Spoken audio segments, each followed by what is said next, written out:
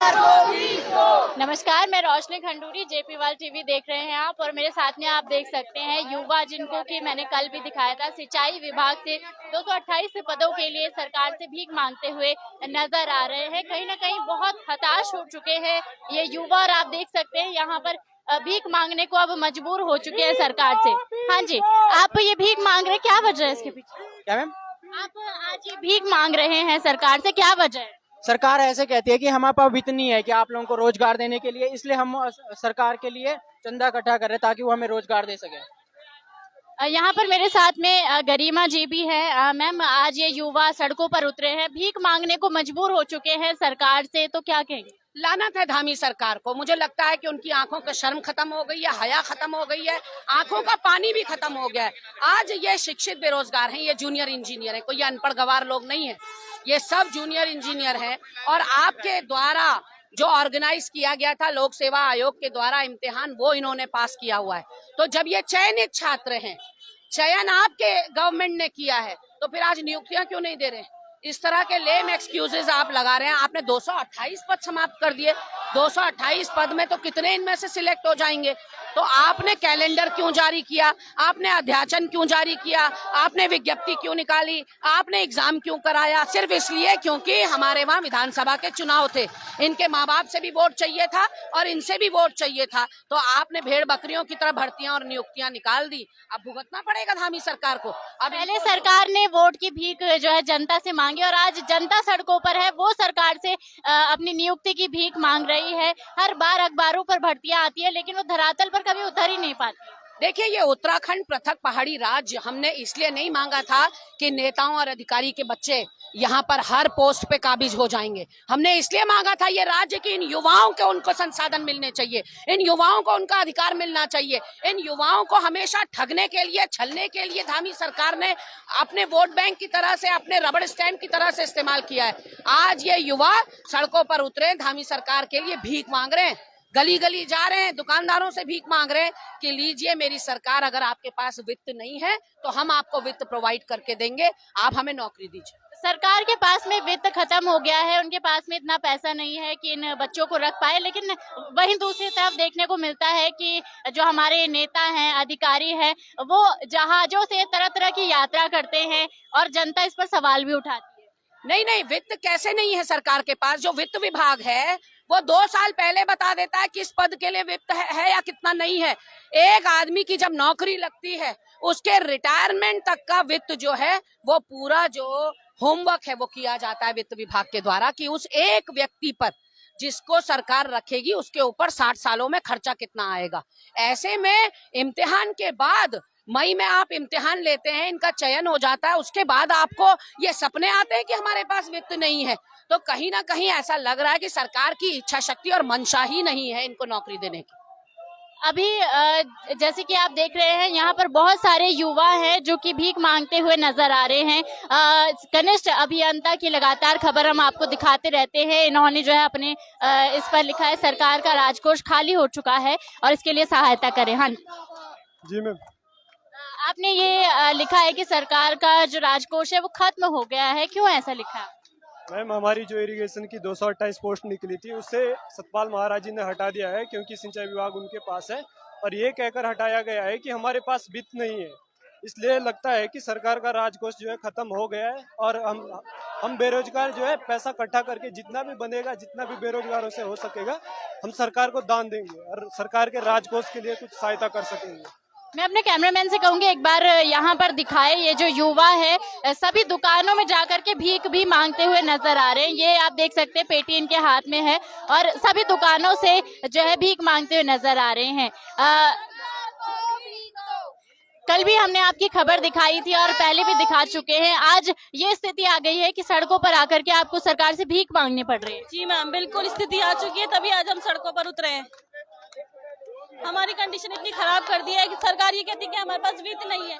Irrigation के 228 पद add करने के लिए आपके पास वो नहीं है, वित्त नहीं है। और बाकी हमारा जो टैक्स आता है, हमारा सब कुछ आता है, वो कहाँ गया गवर्नमेंट के पास से? हमें हमारा रोजगार दीजिए, हमारी इरिगेशन के 228 पद ऐड कर दीजिए, इससे ज्यादा हम कुछ नहीं चाहते।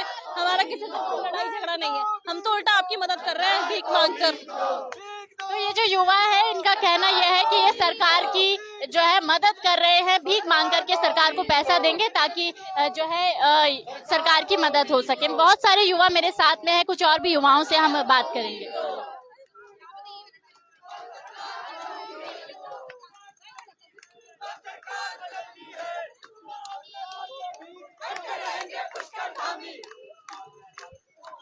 बॉबी पवार जी मेरे साथ में है। परसों जो है आपको पुलिस भी उठा करके ले गई थी और अभी आप बाहर आ चुके हैं, ये युवा आज सड़कों पर उतर गए हैं, क्या कहेंगे?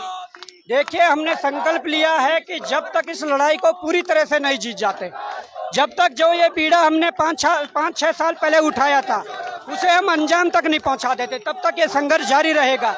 हमें 5-6 सालों से हम लड़ रहे हैं तो हमें काफी हद तक हमें सफलताएं भी मिली है। और आज ये दुर्भाग्य है कि सरकार के पास कोष नहीं है। विभागीय मंत्री ये कहते हैं कि हमारे पास कोष नहीं है, तो आज प्रदेश के सैकड़ों बेरोजगार सड़कों पर भीख मांगने को तैयार हैं। ये सैकड़ों बेरोजगार भीख मांगकर जो पैसा इकट्ठा होगा वो सरकारी राजकोष में देंगे।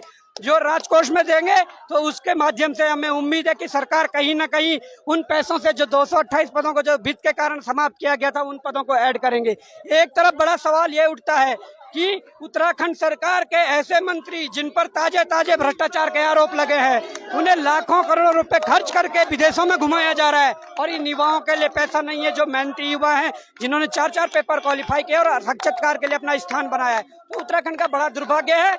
ये सरकार को हम चेताना चाहते हैं, सरकार को बताना चाहते हैं कि ये लड़ाई तब तक जारी रहेगी जब तक इस लड़ाई को अंजाम तक ना पहुंचाया जाए। सरकार को चाहिए कि वो जल्द से जल्द इन युवाओं को न्याय दे और कम से कम युवाओं के पक्ष में आकर इन युवाओं की जो जायज मांग है उसे जायज ठहराकर उन पर कार्रवाई करे। हमारे जो नेता है सिंचाई के, खेती के गुड़ सेकने विदेश जाते हैं, उस पर भी बड़ा खर्चा होता है, तो उसके लिए कहाँ से सरकार के पास में फंड आता है? देखिए, बड़ा खर्चा तो हो ही रहा है। अभी अग्रवाल जी को भेजा था, पिछले बार सतपाल महाराज जी को भेजा था, वो यहाँ पर एक नई टेक्नोलॉजी ले आए हैं। वो कह रहे हैं कि जो थाईलैंड में थाई मसाज का जो व्यापार है, जो कारोबार है, उसे आप उत्तराखंड में बढ़ावा दीजिए। कोई ऐसी टेक्नोलॉजी नहीं है जिससे कि ये बेरोजगार सड़कों पर ना आए और उनको अपनी हर एक जरूरत के लिए सड़कों पर ना आना पड़े, आंदोलन न करना पड़े? टेक्नोलॉजी कहाँ से होगी? उत्तराखंड के हिसाब से यहाँ नीतियाँ ही नहीं बन रही है। आप घसियारी योजना जारी कर रहे हो और उसके बाद आप देख सकते हैं कि हमारी जो घसियारी जो माता बहनें हैं वो अपने गाय के लिए घास ले जा रही है और उनके साथ किस प्रकार का अत्याचार हो रहा है, किस प्रकार की प्रताड़नाएं हो रही है। तो आप देख सकते हैं ना कि सारी नीतियां फेल है। हम ये कहना चाहते हैं कि आजकल कह रहे हैं कि हम सिविल कॉमन कोड जो है उसके लिए हम कर रहे हैं, परंतु उसके लिए ड्राफ्ट तैयार कर रहे हैं। हम कहना चाहते हैं ड्राफ्ट तैयार करना है तो 30% महिला आरक्षण पर करिए, ड्राफ्ट तैयार करना है तो भू कानून पर ड्राफ्ट तैयार करिए, ड्राफ्ट तैयार करना है तो रोजगार नीति पर ड्राफ्ट तैयार कीजिए, अगर ड्राफ्ट तैयार करना है तो युवा नीति पर ड्राफ्ट तैयार कीजिए कि कैसी युवा नीति हो, युवाओं को कैसे हम उनके मंजिल तक पहुंचाया जाए, इस प्रकार की नीतियां होनी चाहिए। परंतु सरकार के पास विजन ही नहीं है। आप देख सकते हैं कि आज सैकड़ों युवा सड़कों पर भीख मांगने के लिए उतरे हैं और हम ये कोष राज्य के कोष में देंगे और कहीं ना कहीं हमें उम्मीद है कि सरकार 12 की कैबिनेट में इस पर फैसला लेकर युवाओं के हक में फैसला देगी। तो उम्मीद यही है कि युवाओं के हक में, इन युवाओं के हक में सरकार फैसला लेगी। 228 पद जो ये मांग रहे हैं ये इनको मिलेंगे और धामी सरकार जी से भी यही गुजारिश है कि इन बच्चों की सुने, हर बार बच्चों को जो है सड़कों पर ना आना पड़े, युवाओं को अपनी हर एक मांग के लिए सड़कों पर ना आना पड़े, क्योंकि ये युवा ही है जो देश का भविष्य है। और आज देश का भविष्य भीख मांगने के लिए आतुर हो चुका है, सड़कों पर आने के लिए आतुर हो चुका है, जो कि एक बड़ी समस्या भी है। आप देख सकते हैं यहाँ पर इतने सारे युवा हैं और आज यहाँ पर विक्रम वालों से, ठेली वालों से, सबसे भीख मांगने को मजबूर हो गए हैं। आप देख सकते हैं सभी लोगों से भीख आज इनको मांगनी पड़ रही है। जिंदाबाद, जिंदाबाद।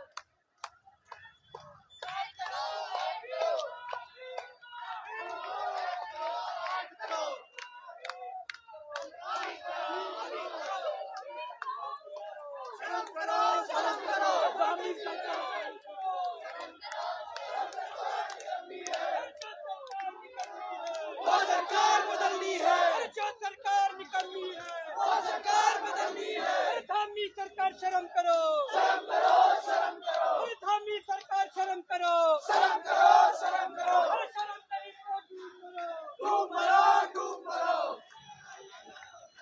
डूब मरो।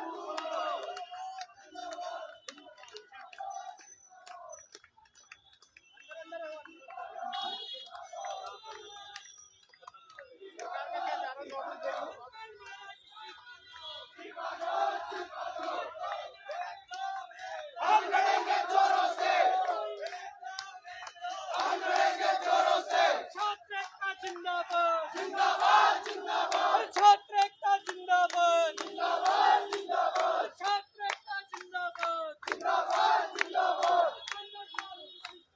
नहीं चलेगी नहीं चलेगी नहीं चलेगी नहीं चलेगी नहीं चलेगी नहीं चलेगी नहीं चलेगी नहीं चलेगी। वो सरकार निकलती है, जो सरकार निकलती है, वो सरकार बदलनी है, जो सरकार निकलती है, वो सरकार बदलनी है। एक करो, एक करो, अभी करो, अभी करो, एक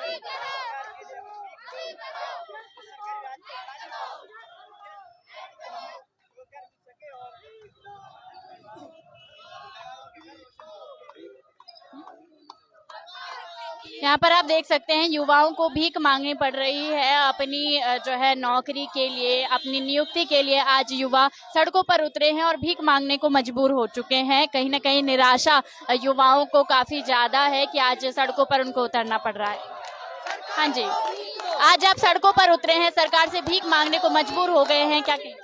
जी मैम, सरकार ने जब हमारी पोस्टें निकाली थी तब तो उनके पास भरपूर वो था, वित्त था, लेकिन अपने मंत्रियों को उन्होंने विदेश भेज दिया, उनका फंड इसलिए खत्म हो गया। तो हम सरकार के लिए भीख मांग के उन्हें उस पैसे को सरकारी कोष में डालेंगे और सरकार को बोलेंगे कि इससे बेरोजगारों को रोजगार दो, क्योंकि अपना पैसा उन्होंने अपने मंत्रियों को विदेश भेजने में खर्च कर दिया है। कहीं ना कहीं वो भी तो जनता का पैसा है, जनता टैक्स देती है। हाँ जी मैम, जनता का पैसा है, पर ये सरकार जाने ना, हम तो जानते हैं कि ये जनता का पैसा है, परंतु वो मंत्री जाने जो विदेश घूम रहे हैं, करोड़ों रुपए खर्च करके विदेश की ट्रिप मार रहे हैं।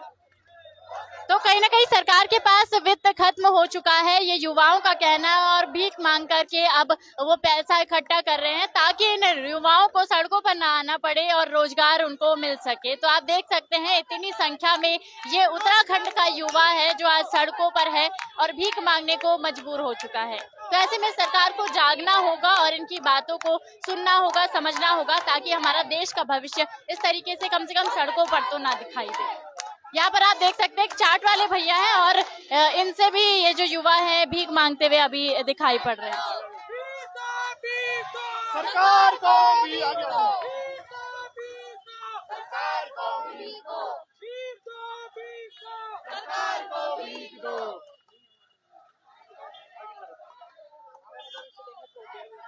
भगवान से मंगार, हे भगवान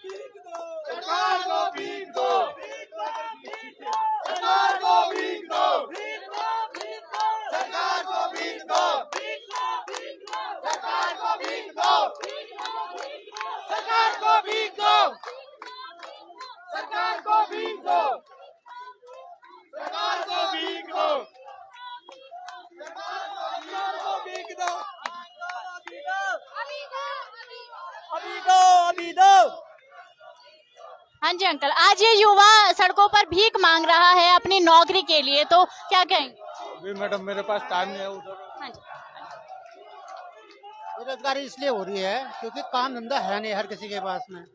हर युवा लोग जो भी जितने पढ़े लिखे लोग हैं इस टाइम पे किसी पे रोजगार है नहीं, इसलिए क्या करें, आम आदमी के जेब में खर्चा है नहीं। क्या लगता है क्यों इतनी बेरोजगारी हमारे उत्तराखंड में बढ़ चुकी है कि इतने सारे युवा आज सड़कों पर है, भीख मांगने को मजबूर हो गए अपनी ही नौकरी के लिए, जबकि पढ़े लिखे हैं, अच्छा कोर्स किया है, जूनियर इंजीनियर ये हैं। हाँ जी हाँ, तो ये है, ये सरकार के ऊपर ये मुद्दा है, बैठता है कि सरकार कोई इनके लिए कोई ना आज तक कोई वैकेंसी आई न किसी संविधान पे न किसी उसमें। अगर मैं आपसे पूछूं आप कितने खुश हैं वर्तमान सरकार से? मैम इस टाइम में तो मैं खुशी ना महसूस हो रही ना आज तक हुई है, क्योंकि सारे लोग इस टाइम पे बेरोजगारी है, अच्छे पढ़े लिखे हैं, लोगों पे काम धंधा है नहीं भाई, हर चीज़ की जिम्मेदारी बढ़ गई इस टाइम पे और ना ही कोई हो रही है।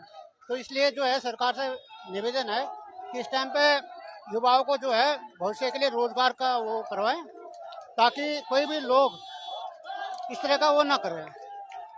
तो यहाँ पर आप देख सकते हैं, हमने कैमरामैन से कहूंगी एक बार दिखाएं ये जो रैली है कितनी बड़ी है और कितनी ज्यादा संख्या में ये यहाँ पर बच्चे पहुंचे हैं, ये युवा पहुंचे हैं और आज सड़कों पर आने के लिए मजबूर हो चुके हैं।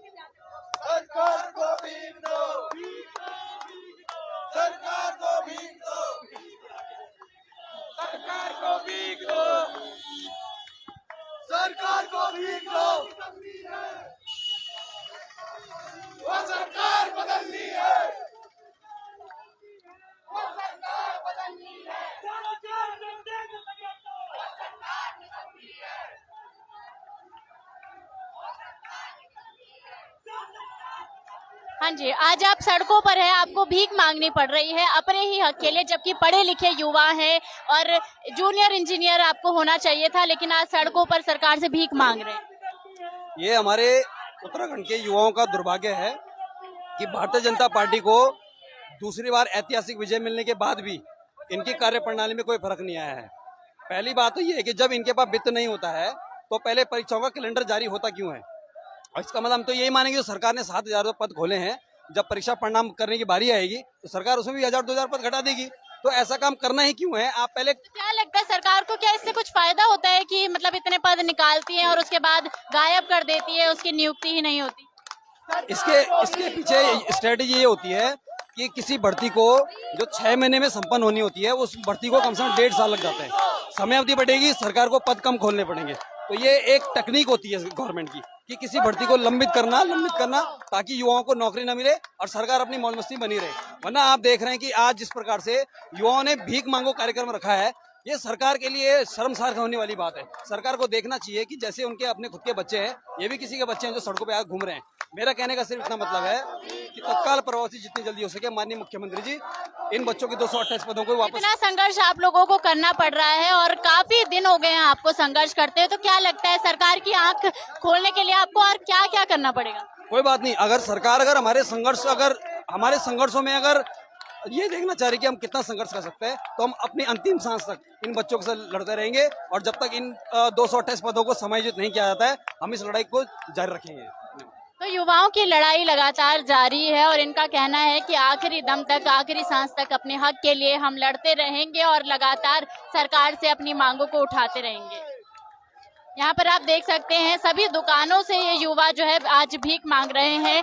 घंटा घर बाजार की हर एक दुकान के पास में जाकर के ये डब्बा इनके पास में है, जिसमें कि हर दुकान से भीख मांगने का काम ये कर रहे हैं।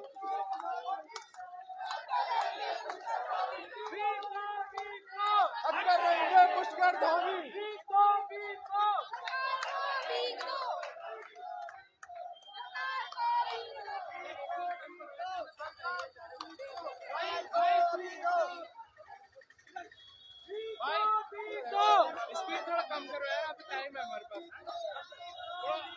स्पीड कम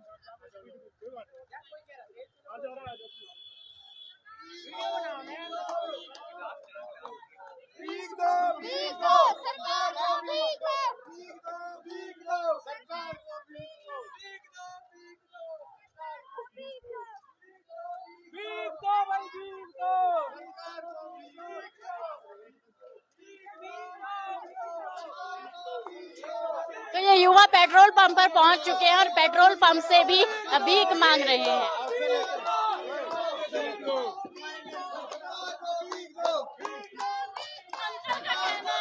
सरकार को भीख भी नहीं मिलेगी, पूछ लो।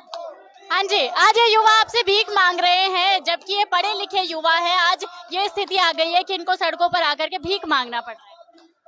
भीख इसलिए मांगना पड़ रहा है कि सरकार इनके लिए कोई रोजगार तैयार नहीं कर रही है और खाली मैं ये देखता हूँ कि अखबारों में आता है कि हमारे मुख्यमंत्री धामी जी बोलते हैं मैंने इतने सारे रोजगार निकाल दिए। अगर उन्हें इतने रोजगार निकाले तो ये लोग रोड पे क्यों आ रहे हैं? तो मेरा समझने का मतलब ये, अगर आपने इतनी वैकेंसियां निकाली हैं, आप खाली कोरी घोषणाएं करते हो, आप सही घोषणा करो ना। जब सरकार का 1 साल पूरा हो जाता है, 2 साल पूरे हो जाते हैं, तो अखबारों में बड़ी बड़ी हेडिंग होती है, 2 साल बेमिसाल, 5 साल बेमिसाल, और उसमें लंबा चौड़ा चिट्ठा होता है कि ये सरकार के काम है। तो क्या लगता है, वो फर्जी होते हैं या फिर ये युवा फर्जी है जो आज सड़कों पर उतरे? ये युवा बिल्कुल सही है, सरकार फर्जी है।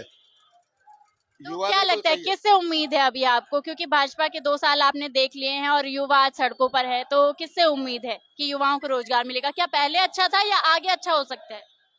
मैं तो ये कहना चाहूंगा कि कोई पीछे रहो या आगे रहो, पर इन लोगों का, युवाओं का समाधान करना सरकार का काम है।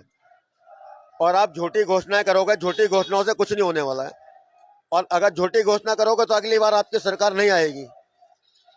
तो यहाँ पर आप देख सकते हैं युवा काफी ज्यादा परेशान है और सभी से भीख मांग रहे हैं। हाँ जी अंकल, अभी आप देख रहे हैं ये युवा सड़कों पर भीख मांग रहे हैं, पढ़े लिखे युवा हैं और आज बेरोजगारी के चलते सरकार से भीख मांग रहे हैं कि सरकार के पास में फंड खत्म हो चुका है, हम भीख मांग के सरकार को पैसे देंगे और फिर वो हमें रोजगार दे। नहीं, ये तो जिम्मेदारी सरकार की बनती है। अब वो ना माने तो अलग बात है, मगर उन्हीं की है और इनको सबको बात सुननी चाहिए और इनका इंतजाम करना चाहिए इनको। क्या लगता है उत्तराखंड में क्यों इतनी बेरोजगारी बढ़ गई है, जबकि अखबारों में तो बहुत सारी भर्तियां आ रही है? सर्विस काफी दिनों से नहीं हुई है, भर्ती हुई नहीं है, बच्चे पढ़ के निकल रहे हैं, बेरोजगारी तो बढ़ेगी। जब वो पढ़ के निकल रहे हैं, उनको जॉब नहीं मिल रहा है तो वो जाएंगे कहाँ? वो उनकी भीड़ बढ़ती चली जाएगी इसी तरह। तो क्या करना होगा, कैसे इसको रोका जा सकता है? सरकार को प्लान करना होगा पूरा, कैसे करना चाहिए कैसे नहीं करना चाहिए, वो तो सरकार का काम है। और इस पोस्ट पे अगर आदमी बैठा है, जिम्मेदारी ली है, तो उसको अपनी जिम्मेदारी निभानी चाहिए। अच्छा, ये युवा नारे भी लगा रहे हैं कि सतपाल महाराज जी को इस्तीफा दे देना चाहिए, इस पर आपके क्या विचार? अब वो एक अलग सी बात है, मगर ये है कि इस्तीफा दे देना चाहिए। अगर नहीं कर पा रहे तो आप छोड़ दीजिए, दूसरा आदमी करेगा आके। आप क्यों सीट घेर के बैठे हुए हैं? अच्छा, इस चीज के लिए मैं एक बात मैं भी बोलना चाहता हूँ कि खाली सतपाल महाराज जी के इस्तीफे के लिए क्यों बोल रहे हैं?